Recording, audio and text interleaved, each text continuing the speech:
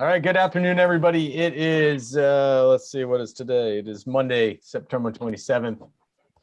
We're back together. This is awesome. I think the last time, if I checked, it was some point in mid-July, the last time we convened here virtually. We're all playing different things, doing different things, and then summer got ahead of us. So it's nice to sort of get back together here with Steve Hunt finally joining us again. Awesome to see you. So we've got all coasts represented. Ed, you're checking in from where?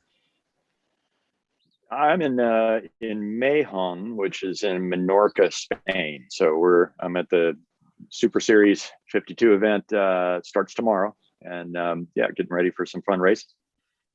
And I see you've got the Phoenix sailing team. That's who you're playing with this weekend.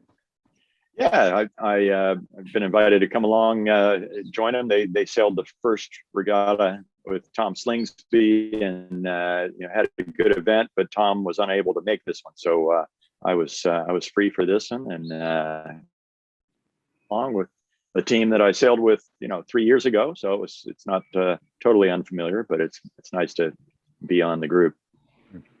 Can you give us a quick rundown on the fleet there, and who's I guess what do they call them over in the runners and the riders, and who's the team to beat at this moment? It seems like you're the old team you were with at one point, no? Well, yeah, certainly Quantum is strong. Sled is strong this year with Murray Jones driving. The owner is not comfortable, I guess, coming to the events yet, and or not able to travel yet, but. So they are sailing the boat, and they won the first event. Quantum strong, Platoon, as always, is going to be a strong team. They're really, Bernenasek, there's a whole bunch. Morgan Larson is driving Bernenasek this year rather than the Russian owner that was normally driving it. So it really, the fleet is as strong and close as ever. And Mahon's a great place to race for this group, because every day is different, and it really gives all the teams an opportunity to showcase their skills. And your owner is Tina Plattner, correct? Yeah, and Tina is not able to be here. She's recovering from a little bit of back work that she had done, and just to make sure she's strong enough to be on the boat. And in her place, her partner Tony Norris is driving, and he drove in the first event this season as well. So he's doing a great job, and we're just hoping to be in the hunt here this week with all these great teams that are here. Does Hasso come around at all, or what's his does he come and cheer you on? Hasso's not here. I don't think he's traveled, since all this lockdown stuff. But I don't know that there's any plan for him to be around at the moment. But we know that he loves these boats, and he really loves seeing his team do well. So you never know, he might pop in. All right, cool. So, what are the technical developments in the class this year? Well, this class is so refined. It's so, well done already. It's hard to find those incremental gains. So really the teams are just working on individual preferences of how they sail their boats. And, one of the things is a couple of the teams have gone to driven runner winches, for instance, which speeds up the process of getting the runner up as you go around difficult mark roundings, and helps get on the wind, upwind. You come into a bottom mark, for instance, and you have to do a drop and a jibe and on the wind, and then not far after that, you're tacking.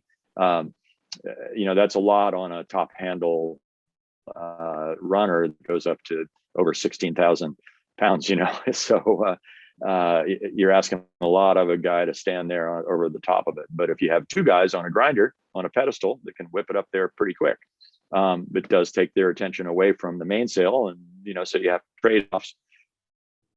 Little things like that are happening. A couple of years ago, Azura, which is now the Inner Lodge, put a new keel and rudder package on their boat, and they seem to, be pretty happy with that. So it's that kind of stuff that is just small little changes, and it's how you manage your team and sail together, to get the most out of these pieces of equipment that makes the biggest difference. The boats are super close, and anybody can win a race. So if you sail the boat well, you do well. How about for you guys? What's the best trick you've got up your sleeve? without giving it away? Ed Baird. Well, I can't tell you anything like that, but I mean, I honestly, one of the things this team really has going for it is they've got a fairly strong history together, and they just enjoy the heck out of each other. I mean, as a group, we've already had 2 birthdays here this week. Everybody's having a little fun with that, and but they pay attention to each other's lives, and they stay in the middle of what's going on with each other, and when they come together on the water, it's comfortable and easy. All right, awesome. So Jonathan, when's the last time that you got to play in the 52s? I sailed the regatta that was in South Africa, which turned out to be the extent of the season in, I guess it was 2020. Seems like a lifetime ago. But yeah.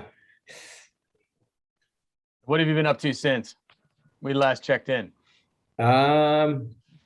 Well, I was in Italy. I was coaching the one of the U.S. entries in the mixed double-handed offshore championship, and that was really cool.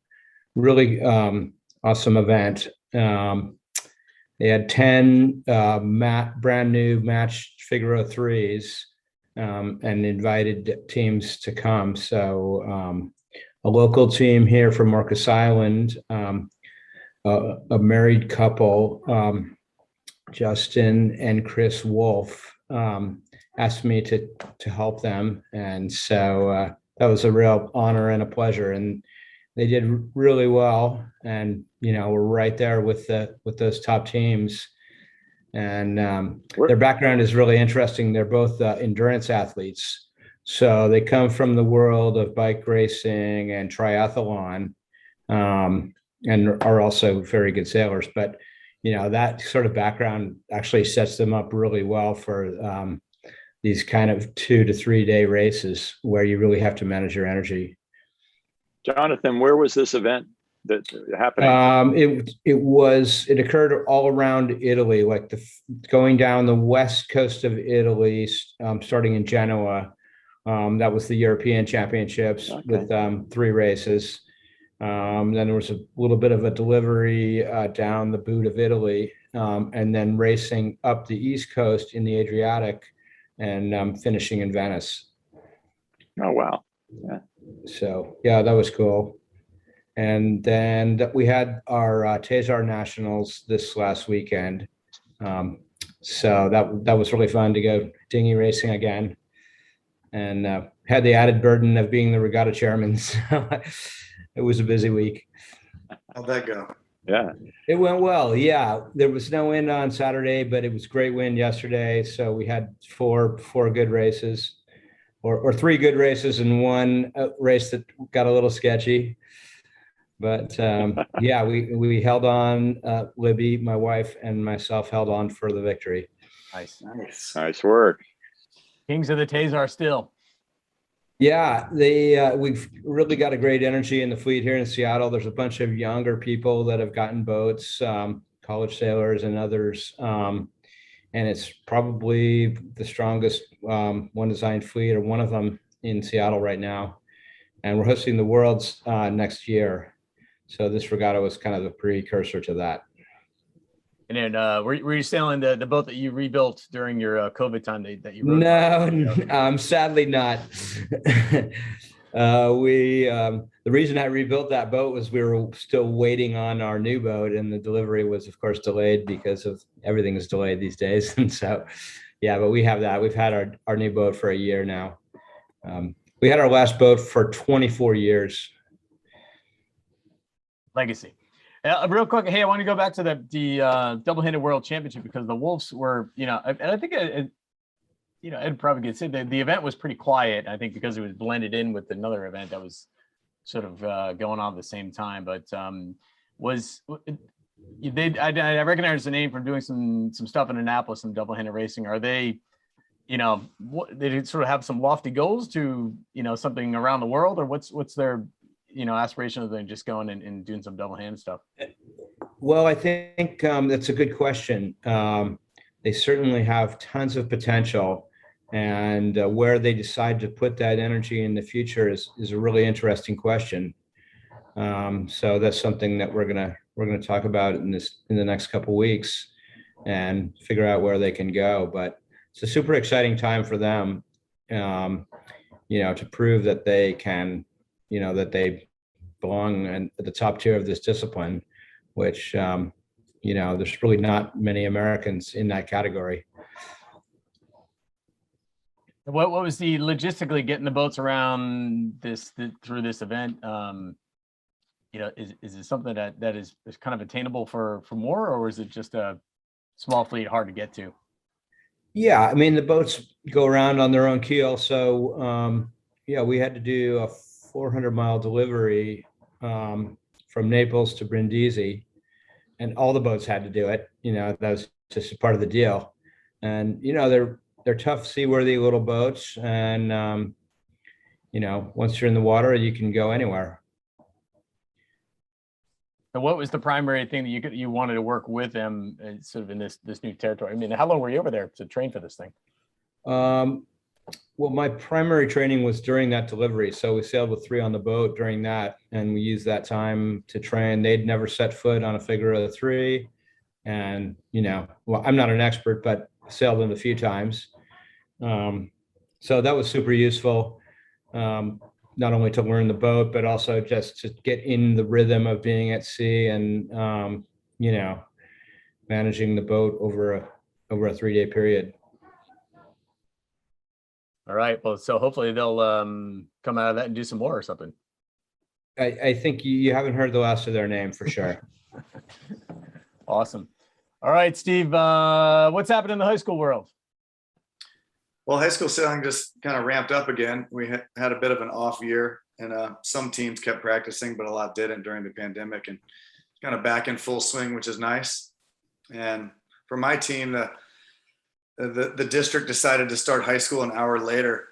They found in studies it's better for teenagers to sleep in. So Imagine. maybe they were always late. I don't know. So that kind of hurt us a bit in that they get out of school an hour later. And so we lost an hour of practice time for each practice. So we added a day.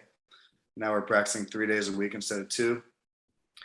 And I think a lot of the other teams already practice 3 to 5 days, but so that's fun. We have 3 days now. And I don't know if you've heard of Parker Shin, but he's a great sailor, 505 sailor. And he was on Point Loma in the early 2000s, and he won 7 high school national championships, 3 team racing, 3 fleet racing, and a Cressy lasers.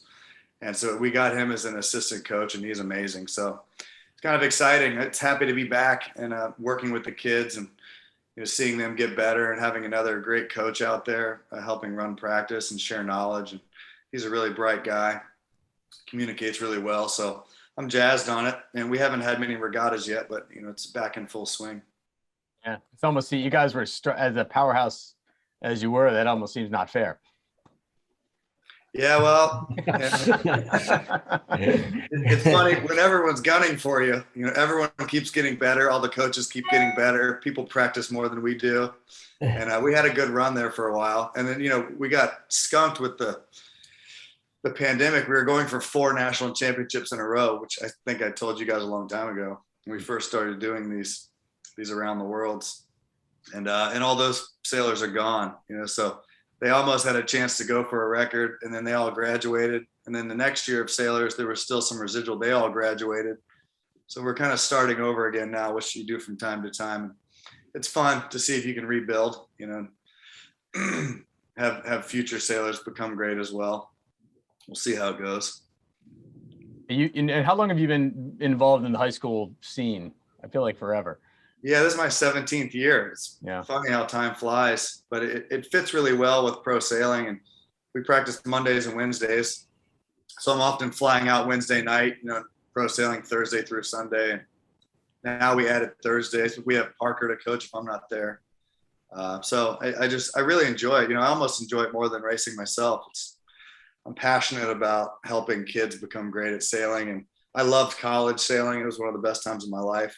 So I get to go out there and just run a great practice and often hop in and sail against them. And it reminds me of being in college. So I think it's I don't really see myself stopping anytime soon. And I really enjoy it. I love communicating and trying to help kids get better at sailboat racing. Yeah, that was always your strength, was communicating, and we always ran some good stories of your sort of like, you were able to nugget those tips down to kind of like easy to learn little. No, you're great at that. Yeah. Steve, I have a simple mind. far from it. Steve nearly won the J70 Worlds. Probably the most competitive regatta that I've been in for a while. You want to tell us a little bit about that? Yeah, it was a bittersweet regatta. I've thought about it a lot. We trained in Marina del Rey for a year and a half and got pretty familiar with the area. Got pretty fast. Judd Smith developed a slightly fuller new jib for us. And it's usually really bumpy and wavy. There's swells with chop on top. And we got pretty fast in like 8 to 15, which it typically was there. And we won the PreWorlds. And the cool thing, I just coached the 420 National Championship on the East Coast, and there was 60 boats, just like the Fleet of the Worlds. And I studied a team that had won almost every 420 regatta for a year and a half. And they had a beautiful starting strategy. They started rider left of center. They had great starts, really fast. And then one of my teams that I was ended up winning with a similar philosophy. And so I just watched how to do it in a 60 boat fleet. And so then I flew back to California and we sailed the PreWorlds, and I literally executed that strategy that I watched these kids do. And we won the PreWorlds, and we were fast and it was normal conditions. I thought, okay, great. Let's see if we can win the Worlds. And the first day was normal conditions and we got a 3-4 and we were tied for the lead. And I thought, okay, everything's fine. And then a monsoon came up the West Coast and went inland and totally change the conditions of Marina del Rey. It's never like this here at a big championship. And the wind died. It got totally glassy. There was no wave. It was like a lake. And we sat around for a day, no racing. And then we did a light air race. And the starting rider left of center and doing high builds for accelerations just doesn't work when it's blowing 5 knots in flat water. And typically in Marina del Rey, the right pays. And in that day, the left paid, and we got a 22nd. Then the next day we went out and the breeze was building. It was better. And typically when the breeze is building there, you go right. And so we went right, and we actually got flush left, and we got a 10th, which was great. We got lucky. And then the next race, same thing. I thought, oh, we should go right. A lot of the good tacticians did. And the left paid. And so we got a 21st. And now our chances of winning the Worlds were slim, it seemed. And even though it was kind of a normal right type of deal, I thought, all right, Steve, get your act together here. The left's paying. And so I said, all right, team, we're winning the pin. We're going left no matter what. And we won the pin, went left, and we won the race by 100 yards, which was the last race on the second to last day. So now we're back in the hunt, and we went back out we went out for the last day, and we thought, if we win both races, we can probably win the Worlds. And so we won the pin again and won that race, the first race of the last day. So we had 2 bullets in a row, and that got us back in the game. And then the final race, I said, well, team, you want to try to win the pin 3 times in a row? Or we could shift up a little bit. It was a tough pin win because it was a big sport fishing boat with the flag in the middle. Mm. And you had to pick a ley line to the anchor chain, which was nowhere near the actual pin. If you tried to start near the pin, you couldn't make it out of there. And pinging was a nightmare there. You couldn't see from outside the pin to the boat to get your line sights and bearings like you normally could. So anyway, I've lost a few Worlds by being conservative. So we all decided, let's go for it. And we tried to win the pin, and we almost did. But a Brazilian boat lee bowed us, and we did a beautiful half tack away, which we've practiced, back the jib, glided to the right, come back with, hipped up, wide right. And then they double tacked into us. And Bill Hardesty and Savasana's team were right above us. And so we couldn't half tack or double tack again. Then the Brazilians go, and I'm thinking, oh, they're going to be early. And it's a black flag start. So they go head to wind at the gun and block the pin guy and our OCS, black flag. And we're perfect pin ley line. and then they back their jib and tack into us. So we hit, and we have to fend off. And anyway, our pin start wasn't glamorous after that. And it took us all the way to pin ley line to pinch everyone off. And we tack out of the left, and it actually looked like we were winning the race. And I thought, oh, we're winning the worlds right now. And then the wind went 15 degrees left. It was a 1.5 mile beat. So we ended up massively overstood, and we got to the mark in 7th. And it was a great battle. All 4 of the top boats could win. And we were mixing it up during the last race. And the eventual winners, Peter Duncan and his team, were in 15th. And they were losing the worlds at the time. And Taylor Canfield and Mike Buckley were on a boat, and Bill Hardesty was on a boat, and Morgan Reeser with Catapult. We were all in there duking it out, mixing it up. And then Peter's team just had a beautiful comeback and caught up to 8th and allowed them to just barely win the world. So it was a great battle, but a little bittersweet. In hindsight, I look back and just think, had I gone left, had I realized the left was paying just one race sooner, we would have won, but it took me a little too long to figure it out. Yeah, Hard to break tradition. Yeah. Well, thanks for that. Everybody knows in Southern California, you got to go left. Come on, you know? Yeah. That's a lifetime of training for you. Right. Yeah. Yeah. So I'm proud of how we sailed, but you know, it's bittersweet getting second. It was tough.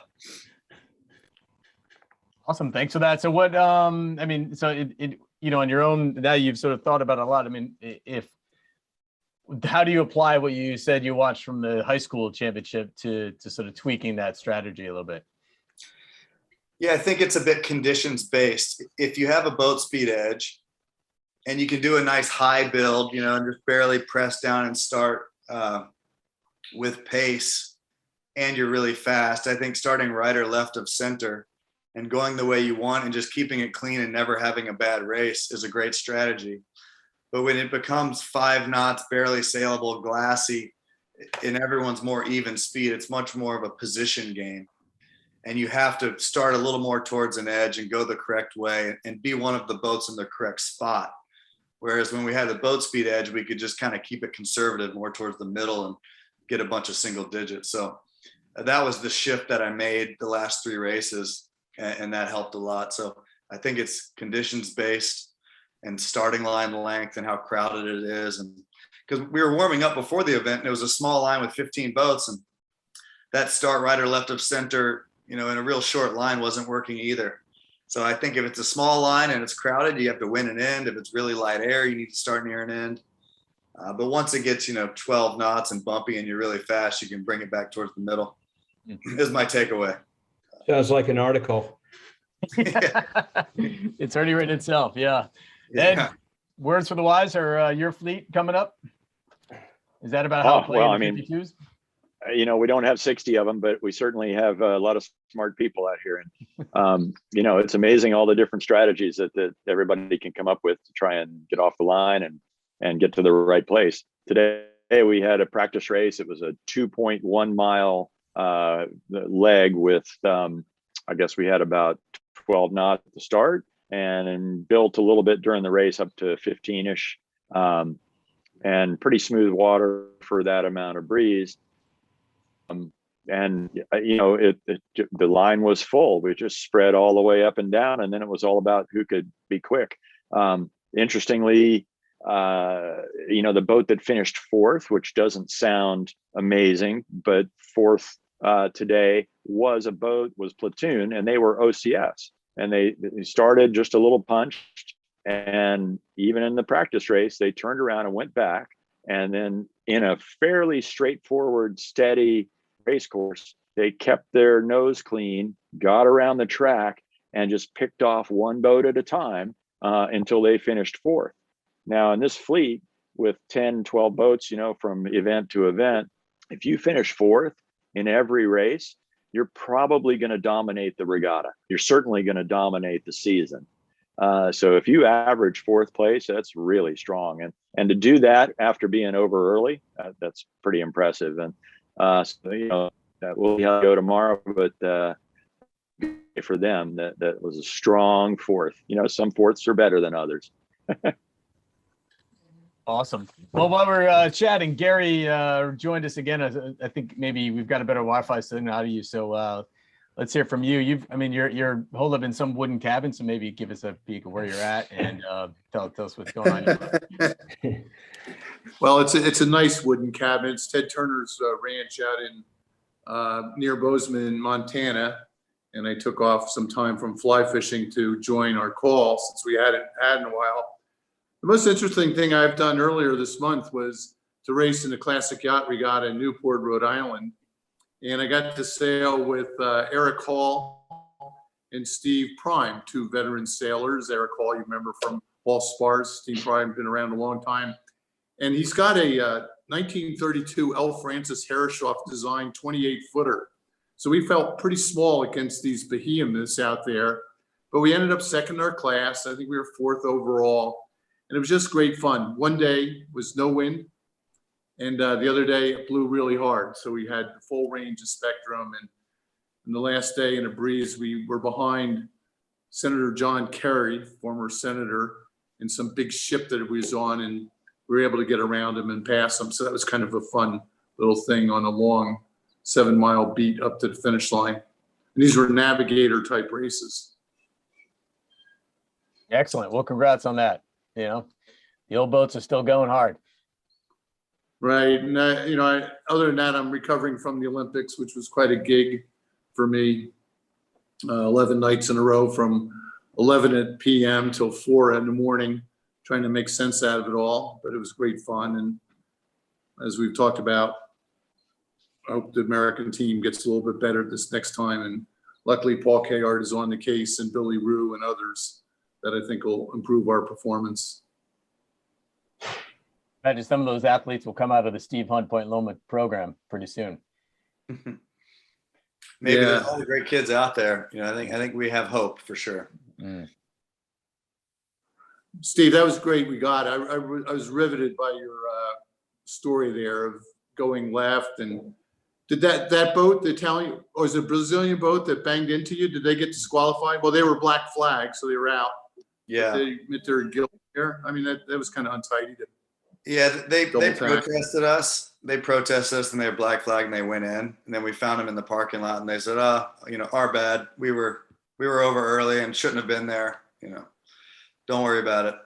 But that's the dilemma of trying to win the pin. You know, in hindsight, had I been 4 boats up and maybe could have held out to ley line like Morgan Reeser and Catapult did to us, and then I could have exited the left when we wanted, we might have won the Worlds, because I talked to the kids that won it, a Janoff kid with like a 15-year-old driving the boat that won the race. I said, how did your race go? He said, we were down near the pin. We had a horrible start. We tacked like 4 times, and then we followed you guys out to the left, and we tacked out of the left about a minute or 2 before you did, and they won the race by a mile. So had I had the ability to just get out of there. Don't let it beat you down too hard, man. Yeah. Next time. Yeah. We went for it. I'm proud that we went for it. I've lost a few Worlds by being too conservative in the end, so I'm proud that we went for it. Nice. All right. Hey, let me go back to you quick. You've got I forgot the Etchells, North Americans coming up, and who you sound with, and what's the state of play there? Yeah, I'm going to sail with Jim Cunningham. We just had a warm-up regatta this past weekend, and Wednesday is the beginning of the event. Friday, Saturday, Sunday is the racing. There'll be 28 boats and a lot of really good teams with pro drivers, and it should be a fun event. Judd Smith will be here driving, and there's a lot of pro drivers in California and San Diego that sail. Chris Snow, who joins us here sometimes, and Bruce Nelson, and then a lot of teams that are all pro'd up, and it should be a good time. Nice. All right. The pros are active. Gary, real quick, you've got a Hall of Fame induction ceremony coming up. I guess early October. Want to give us the quick lowdown on that? What's that going to be in the new National Sailing Museum, which is a pretty cool setup? Well, I'm happy to report that all the infrastructure work on the Armory on Thames Street on downtown Newport is pretty much finished, and we're going to have 250 people spread out appropriately for the induction. And I think we have a really good class this year, and I get to introduce everybody, so that'll be kind of fun for me. Try and keep it short, 1.5 minute introductions. And then immediately after the induction, that next Monday, they start putting in all the displays with the goal of opening in May of 2022. Of course, I question, why does it take so long? And the answer is, well, how long did it take you to redo your kitchen? So I got the point, but it's going to be fascinating. And like I said, we have a really good class. It's on the website, National Sailing Hall of Fame.org, and I feel really good about it. Yeah, we've got during the Newport Boat Show, we got a quick tour. Well, they did a little shindig there, and it is a pretty incredible. And I think I don't know if anybody here has seen the renditions of what the displays and all the tricks they have in there. It's an amazing how they can fit it in one room, but it looks like it's going to be pretty rad. You know, we put two boats down, decks of two boats down on the floor, and you'll appreciate one of them, Courageous from 1977, that deck layout, full size. And then we did a AC-75 from San Francisco, America's Cup down there. It's really interesting to look at the breadth of this catamaran versus a 12-foot wide 12-meter and all the detail on it. So it's a pretty cool little look. Yeah, interactive displays and all. All right, so hey, you brought it up, the cup. Then what's all this silly shenanigans? Are we going to get a regatta, or are they just going to keep moving their dates around and figuring out what they want? Anybody got an opinion? Well, I'm a total free agent, so I have nothing to gain or lose. I think the event happens in Auckland, New Zealand in 2023, 2024. They're sure going or making it confusing though. Ed, you're a big part of it. What do you think? Well, I was a big part of it. Now I'm a spectator, but it definitely, I mean, it looks like they're trying their hardest to, do the best they can for funding the team. But wow, it would be so hard to not have it be in Auckland. It's such a great venue, and it's such a terrific host country and city. And, there's so many supporters. I mean, to take it away and just for, a little change in the finances would be a real disappointment to so many. All right, so it sounds like we're leaning Auckland. Get their act together and get their money together. Well, they have to open the country up so we can go there again, and then then it would be good.